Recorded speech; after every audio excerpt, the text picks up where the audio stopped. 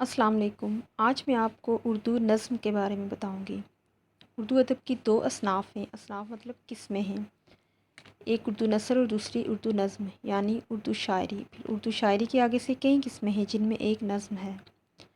نظم کے معنی تنظیم اور ترتیب دینے کے ہیں اور موتیوں کو لڑی میں پرونے کے ہیں۔ ادبی اصطلاح میں نظم سے مراد اشعار کا ایسا مجموعہ ہے جس میں ایک ہی مرکزی خیال ہوتا ہے۔ آگے آ رہے نظم کے موضوعات۔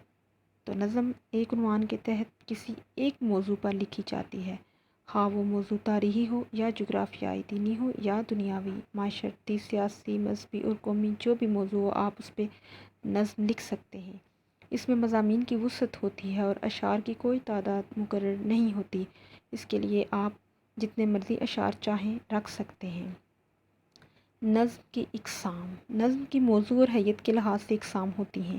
موضوع کے لحاظ سے نظم کی 12 اقسام ہیں: حمد، نعت، مناجات، منقبت، غزل، قصیدہ، مرثیہ، شعر آشوب، اسوقت، ہجو، ریختہ اور پیروڈی۔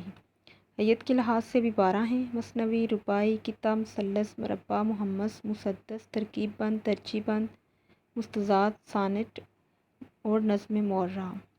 حیت ہوتی ہے شکل، یعنی شکل کے لحاظ سے نظم کی 12 اقسام ہیں۔ مثلث کا مطلب ہے 3، مربع 4، محمس 5 مصروں کی اور مسدس 6 مصروں کی نظم ہوتی ہے۔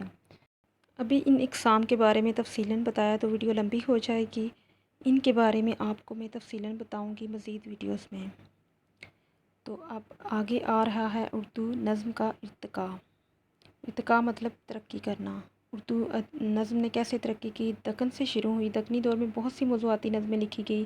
قلی قطب شاہ کے دیوان سے اس کی مثالیں ملتی ہیں، مگر صحیح معنوں میں اردو نظم کا آغاز نذیر اکبر آبادی سے ہوتا ہے۔ وہ نہ صرف اردو نظم کے بانی ہیں بلکہ ان کی نظموں کے موضوعات میں بھی وسعت اور رنگا رنگی ہے۔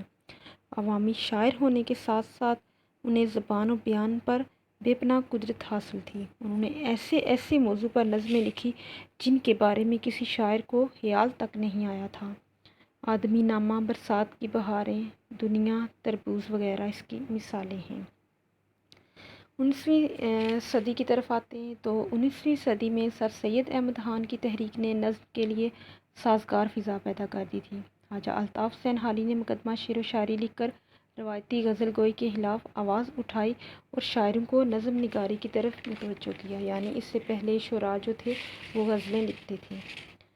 انجمن پنجاب لاہور میں 1874 کو مشاعروں کا آغاز ہوا۔ شعراء مختلف موضوعات پر طب آزمائی کرتے تھے اور مختلف نظمیں پڑھتے تھے۔ محمد حسین آزاد کی کوششوں سے ان مشاعروں میں نظم نگاری کو فروغ ملا۔ اس کے علاوہ شبلی نعمانی، اکبر آل آبادی، مولانا ظفر علی خان، جوش ملی آبادی، حفیظ جلندری، فیض احمد فیض اور اختر شیرانی وغیرہ نے اردو نظم کو مزید وسعت دی۔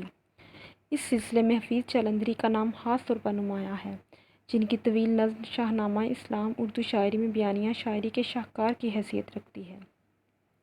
اب آتے ہیں علامہ اقبال کے دور کی طرف۔ تو علامہ اقبال نے اپنی بے مثال شاعرانہ صلاحیتوں سے اردو نظم کو ایک نئی معنویت عطا کی ہے۔ ان کی بہترین نظمیں ہجر رات، طلوع اسلام، شکوہ، جواب شکوہ، ساقی نامہ، مسجد کرتبہ وغیرہ ہیں۔ دور حاضر کے شاعروں کی طرف آتے ہیں تو ساحر لدھیانوی، مجاز لکھنوی، جاں نثار، اختر علی سردار جعفری اور دیگر ترقی پسند شاعروں کی نظمیں بطور خاص قابل ذکر ہیں۔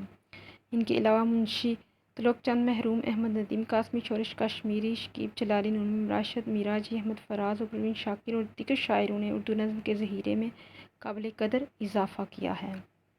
نظم کی مثالیں دوں گی طلوع اسلام سے، جو علامہ اقبال کی نظم ہے۔ خدائے لم یزل کا دست قدرت تو زباں تو ہے، یقین پیدا کر اے غافل کے مغلوب گماں تو ہے، پرے ہے چرخ نیلی فام سے منزل مسلماں کی، ستارے جس کی گر تیرا ہوں وہ کارواں تو ہے۔